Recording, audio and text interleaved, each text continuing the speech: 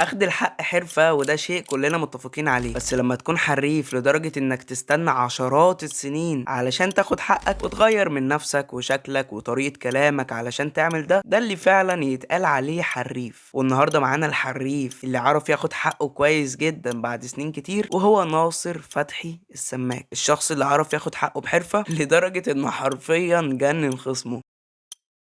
بيبدأ فيلمنا بواحد رد سجون اسمه عادل القنصل، اتحبس في 12 قضية وخد حكم ب 36 سنة، والوقت بيعدي على عادل وفي نفس الوقت بيعدي على الطفل الصغير لحد ما بقى في المدرسة. والطفل ده بيكون رسام شاطر جدا، وفي لقطة عبقرية بنشوف النسر اللي رسمه الطفل بيتحول للنسر اللي رسمه عادل، بس الفرق ان الطفل بيرسم رسمة عادية لنسر علم مصر، لكن عادل بيكون اللي بيرسم علم مصر، او بين قوسين يعني بيزور نسر علم مصر، لحد ما الطفل ده كبر وبيجيب لعادل زيارة يوصلها له. وبنعرف ان عصام دايما بيجيب له زيارات كتير، وعادل ما يعرفش الزيارات دي بتكون بتاعت مين. وعادل بيطلع من السجن حسن سير، وبنعرف انه مخبي حاجه غاليه قوي بره السجن وتقدر تعيشه ملك بفلوسها. وبيقابل عصام بره وبيوصف له الطريق، بس عادل ما بيكونش عارفه. عادل بيروح يزور ابوه وامه في المدفن بتاعهم، وبيكون في واحد قاعد هناك واخد المكان وضع يد، وعادل بيتخانق معاه وعصام بيجي يلحقه وبياخده ويمشي. ولما عادل بيقول له انت مين وانه مش مستريح له، بيقول له ان هو ابنه. وعادل طبعا لا يكترث الا بانه جعان وعاوز ياكل، وفعلا وهم بياكلوا بيقول له انه ابنه فعلا، وانه كان ابن واحده زمان هو كان متجوزها عرفي. وعادل بجد بتعجبني شخصيته جدا، عارف اللي هو الكرة عادل والله. في وسط ما عصام بيقول له كلام يقطع القلب وميوزك حزينه بقى شغاله والوضع اخر حزن، عادل كارف لكل الكلام ده وبياكل، وبيقول له انه مش مصدق الكلام اللي هو بيقوله له ده، وبيهدده بانه لو ما مشيش هيزعله. وفعلا عصام بيمشي لكن بيسيب له عنوانه، وعادل بيروح بيت واحد صاحبه، وبنعرف ان صاحبه عنده عجز ومش بيعرف يعبر او يتكلم، وعادل بيكون قاعد معاه وعاوز يبات، بس بنته بتطرده بالطريقه لما بتقول له ان الوقت اتاخر. وعادل ما بيعرفش هيعمل ايه ولا هيروح فين، فراح للحل اللي كان سايبه للاخر، وانه يروح لعصام. وبالفعل راح لعصام، وطبعا عصام على قلبه زي العسل وشاله من على الارض شيل. وبيجوا جماعه اصحاب عصام، لا مش عارف اقولها لك ازاي، بس يعني ليترلي هم جماعه، وبيتعرفوا على ابو عصام، وابو عصام بيخاف منهم وبيدخل ينام. ولما بيصحى بيبدا يطلب من عصام فلوس، وعصام بيوافق طبعا. وفي المشهد اللي بعده بنلاقي شاب ذو اعاقه عصام بيعطف عليه، وهنقف هنا شويه علشان اقول لك كلمتين. اول جزء في ان في لخبطه جامد جدا في الارقام، يعني انت شويه تقول لي ان عادل مسجون 35 سنه، وشويه 31، وشويه 36، وشويه 34، وجت بقى الحاجه اللي قتلت المنطق لما كان في المقابر بيقول ان اهله ميتين بقالهم 35 سنه. يعني هم توفوا قبل ما تدخل السجن ولا بعده؟ ولو توفوا قبل ما تدخل السجن فمعنى كده انهم اتوفوا من 31 سنه مش 35. انا بصراحه مش قادر افهم الحته دي. وسليمان عيد الله يرحمه لما انت كنت في السجن قال لك ان فاضل لك 5 سنين وتخرج، والمفترض يعني انك خرجت حسن سير. ولو فعلا ده حقيقي فحسن سير ازاي؟ ده انت كنت بتزور اوراق جوه، يعني مفيش مره واحده اتقفشت فيها وانت بتعمل كده. وعلى حد علمي لو اتمسكت وانت بتعمل كده فخلاص مفيش حاجه اسمها حسن سير. تاني حاجه بقى يعني تعتبر حاجه بسيطه مش زي اللي فات، وهي ان الشخص اللي جاي يطلب من عصام المساعده باين جدا ان وراه خلفيه حقيره من ام 15 جنيه اللي بتتباع في المكتبه. لما عادل بيقعد علشان ياكل بيعزم على عصام بانه يعمل له شاي، وعصام بيقول له انه عنده السكر مش بيشرب شاي. ومن هنا عادل بيحس انه فعلا عصام ابنه، لان عادل هو كمان عنده السكر. وعصام بيشرح له الكمبيوتر وفكرته، بس عادل بيستخدم الكمبيوتر استخدام مش اللي هو، وانه بيدور على حاجات استغفر الله يعني انت فاهم بقى. المهم ان عادل المراهق لما ما بيعرفش يطلع من ويندوز سيكو سيكو اللي هو فتحها بيلبسها في ابنه، والحجه انه لازم يخلي عصام يعلمه كل حاجه في الجهاز ده علشان يتاكد من ابنه. المهم ان عصام فعلا بيعلم ابوه كل حاجه في الكمبيوتر، ومن الاخر يعني بيخليه مدردح لدرجه انه بيشقط واحده من على النت، وفي وسط الشات اللي كان بينهم بيسالها عندها كام سنه فبتقول له 17. المهم اننا بنعرف ان البنت اللي بيكلمها بتقول له انها جايه كمان ساعه، والحاج عادل المراهق بيوزع ابنه، والبنت اللي كلمها بتجيله فعلا. المهم انهم ما بيلحقوش يلعبوا مصارعه روماني، وعصام جه وعادل قال له انها هتبقى قريبته، وعادل بيوعدها انه هيطلع لها تاشيره علشان تسافر، وبوسي بتبات عندهم بصفتها قريبتهم. وهنا بقى لما عادل بيتسحب بالليل علشان يدخل الاوضه اللي نايمه فيها بوسي، عصام بيطلع له وبيقول له الرياضة اصلها شيء مهم جدا. فعادل بيقول ده انت اللي جبت لي الضغط. بص يا اسطى احنا اصحاب وانت عارف كده كويس، فاكيد عارف ان انا ما بحبش الاخطاء الغبيه صح؟ اهو ده بقى من اكتر الاخطاء الغبيه اللي شفتها في حياتي. المفروض بيبقى مكتوب في السكريبت معلش يا والدي اصل الضغط مهم، فيرد عليه عادل بافيه ويقول له ده انت اللي جبت لي الضغط. كسر السكريبت حصل في ايه؟ عمو احمد السقا تقريبا اتلخبط او ايا كان، فبدل كلمه ضغط قال له رياضه، فبعد كده عادل قلشته باظت بسبب انه فرشاله غلط، فيا عيني بوظ افيه خالد صالح اللي هو كان ممكن يجيب عياط ضحك وقتها. المهم ان عصام وهو خارج بيشوف ابوه وبيتفاجئ انه كان جاي من اوضه ما دخلهاش قبل كده، فعادل دخل الاوضه واتفاجئ بانه رسام عبقري ورسمه جميل جدا. بس ثانيه واحده معلش، هي لو علبه كبريت او ازازه حاجه ساقعه من اللي هي نص لتر دي ومخبيها نقول ماشي عم عادي مفيش اي مشكله، بس حضرتك دي اوضه بحالها، يعني بايت مع ابنك بقالك 3 ايام وما دخلتش الاوضه. عادل لما عرف انه رسام كويس قرر انه يغويه ويفتنه اكتر واكتر في ده، وعصام كان معتبرها ذنب وما ينفعش. ولما بينزلوا يجيبوا فطار بيقابلوا ظابط وبيجري وراهم، وبنعرف ان عصام الشرطه بتدور عليه بسبب انه داخل في تنظيم من اللي انت فاهمهم. بس الحاجه اللي فرحتني جدا في المشهد ده ان عربيه الظابط ما بيكونش عليها نمر، وفرحتني ليه بقى هتعرف في الاخر. المهم ان لما عصام بيدخل في حته ما ينفعش العربيه تعدي منها، في الحته اللي بتلف فيها العربيه بيبان جدا ان اللقطه دي متسرعه بالمونتاج، حتى لو مش باين انها متسرعه بالمونتاج فهو العربيه بتدخل الشارع بيبان ان سرعتها مختلفه تماما عن سرعتها لما دخلت. خلاص يا اسطى احلف لك بايه ان انا والله ما مسرع اللقطه دي، بجد متخيل صوره حلوه قوي للفيلم لولا الغلطات التافهه دي. المهم ان عصام لما بيتكلم مع ابوه بيقول له انه في تنظيم ضد امريكا وخدوه واعتقلوه فتره وكلام كبير قوي سعادتك. وعادل ما بيكونش مهتم بجني وبيساله على فلوس.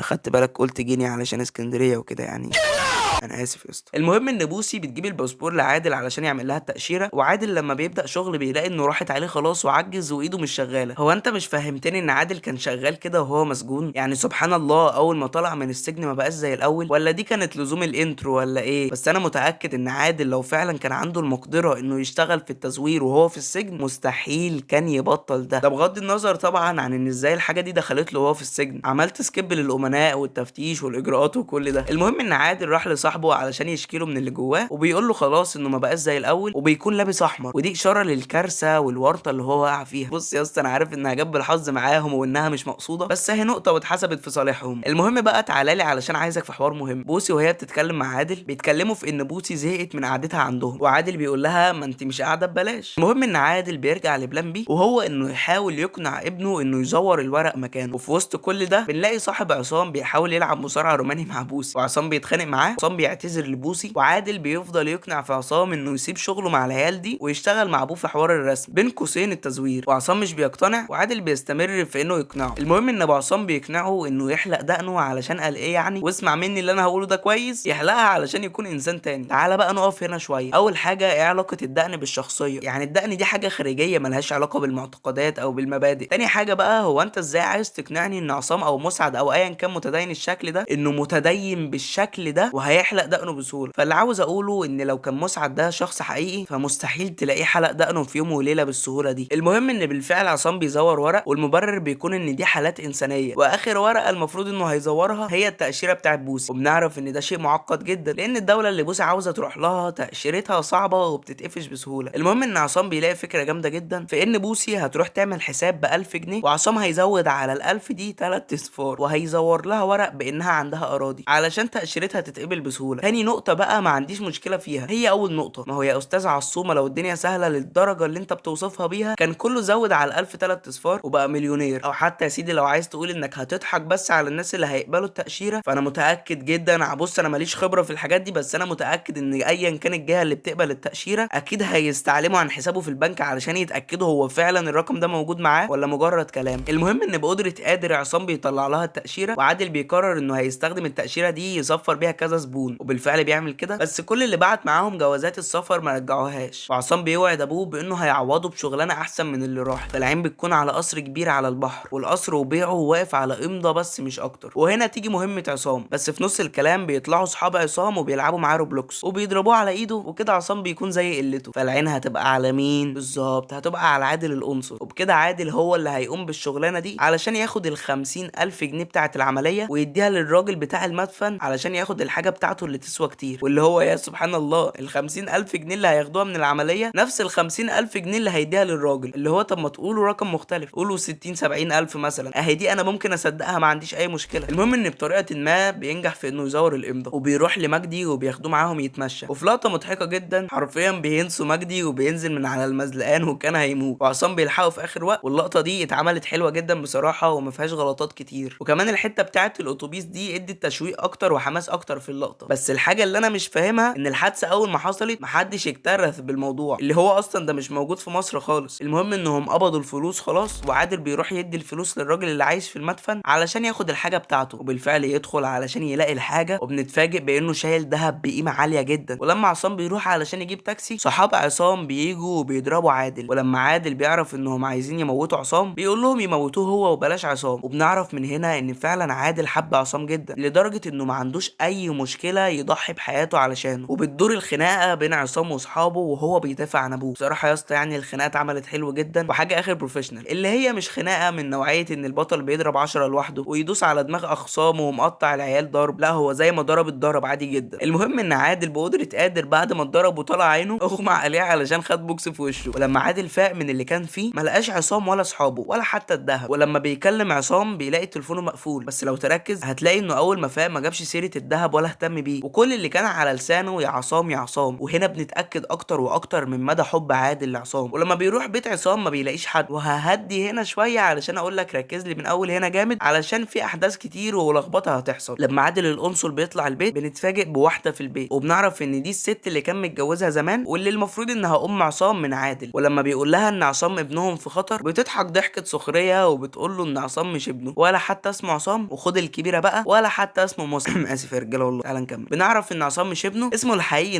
ناصر فتحي السماك، ابن فتحي السماك اللي سرقوا في الذهب بتاعه من اكتر من 30 سنه. وبنعرف ان ناصر زمان شاف عادل وهو في السجن بيشوف عادل وهو مش عاوز يدلهم على مكان الذهب علشان ام ناصر تروح تاخده وتدفع فلوسه لعمليه فتحي السماك ابو ناصر. ومن هنا ناصر بيبدا يغضب جدا ويقرر انه ياخد حقه حتى لو بعد سنين. وبنعرف ان عادل لما ما بيرضاش يديلهم حقهم من فلوس الذهب فتحي السماك وبيموت بسبب ان عادل رفض يديهم فلوس العمليه. ولما عادل بيعرف كل البلوت تويستات دي بيتعصب جدا، وفجاه يعرف انه عليه قضيه تزوير. فاكر لما عصام او ناصر خلاه يزور ورق على البحر لناس اغنياء؟ طلع عامل كل ده وعمل خناقه مخصوص علشان هو اللي يقوم بالمهمه دي. بص يا اسطى انا صدعت من الاحداث دي، فيا رب تكون مركز معايا. المهم ان انا مش فاهم ازاي عادل ما اتجننش لحد دلوقتي. فعلا التهمه بتثبت على عادل، واخيرا بتيجي اللحظه المنتظره، عادل بيتجنن وبيشوف عصامات او ناصرات او مساعدات كتير في كل مكان. بتيجي حاجه ما بحبهاش خالص، وهي ان مقولتي الشهيره هتحضر هنا مش قد المشهد بتهبب امه ليه. والمقوله الكامليه العربيه بتنطبق على المشهد ده، لان لما ناصر بيظهر في كادر بيضم 3 نواصر بيكون ناصر منهم متثبت كصوره مش شخص حقيقي، اللي هو جابوا فريم من اللقطه وعملوا لها فريز علشان تتثبت، وقال يعني هو واقف وبيبص عليه. بنروح مع ناصر وهو بيعوم وبيستمتع بالفلوس، ولما بيطلع بيلاقي ابنه بيرسم فلوس وبيرسمها حقيقيه جدا. وركز معايا علشان اللقطه دي عليها كلام كتير. المهم ان ناصر بيشرح لنا ازاي ضحك على عادل عن طريق انه بيقول كده وهو بيتكلم مع بوسي، بس وهو جايب اللقطه اللي فيها عادل بيتعرف فيها على بوسي بنلاقي ان يا سبحان الله بوسي كانت في الاوضه اللي جنبه. يعني انت ازاي عايز تفهمني ان انت ما شفتهاش ولا مره؟ المهم ان القنصل في الحجز ما بيكونش مصدق اللي حصل له، وعادل بيروح لوكيل النائب العام وبيقول له انه زور عقد بيع بتاريخ قديم، واصلا عمليه الشراء حصلت خلاص من زمان. هو زور عقد بيع بنيه انه يبيع، بس اللي حاصل هنا انهم اصلا باعوا القصر من قبل تزويره، فبالتالي مفيش ضرر على حد، وكده نقدر نقول ان عادل القنصل بريء 100%. مين بقى سبب براءته؟ ناصر وبوسي، وكانوا عاملين فيها اصحاب القصر. وبالفعل عادل بيخرج وبيتكلم مع ناصر، وناصر بيقول له ازاي هو طلعه من القضيه، وناصر بياخده وبيطلع بيه في اوتيل على البحر، وبيتفق معاه انهم هيتكلموا بس بعد ما يخليه يقابل كام واحد كده. وبيروح يقابل الاستاذ مجدي وهو فاكر انه لسه عنده جلطه، بس مجدي بيقول له شربتها يا كروديا. وعادل بيستوعب اللي حصل وانه حتى كان متغفل في ده. والواد اللي كان بيطلب مساعده من عصام علشان من ذوي الاحتياجات الخاصه بنلاقيه بيجري وعادي وزي الفل. وبرضه بيتفاجئ ببسيوني صاحبه اللي كان عامل فيها ارهابي، وهما ماشيين بيقابل الضابط اللي كان بيجري ورا عصام وعاوز يحبسه، وبرضه بيتفاجئ انه صاحب ناصر. وعادل بحمد الله خلاص بيتجنن وبينزل الميه. قال ايه يعني علشان يروح السجن تاني؟ هاتلك بقى شوب عصير القصب الجميل بتاعك علشان هنناقش الفيلم مع بعض. بص هو الفيلم افريج اي فيلم مصري عادي جدا، فيلم كويس بس ما يخلاش من الاخطاء اللي تخليك تفصل منه، وفي نفس الوقت مش كارثي يا اسطى فاهمني. برضه نقول كلمه الحق، الفيلم ما فيهوش افواره كتير، وبالذات حته انه احداث الفيلم في اسكندريه. فاللي عاجبني بقى ان مفيش ايوه واحيه ومشروع والحاجات دي كتير، بيتكلموا زي الاسكندرانيه بالظبط. والفيلم بشكل عام مسلي جدا وبناء الاحداث فيه حلوه جدا. غدا عادل انت فاكر ان هقول عليها ممثله كويسه وهو هي وبتاع، بس لا بصراحه ما حبيتهاش، واللازمه بتاعتها كانت حاجه اخر كرينج. هو ايه اللي كده ايه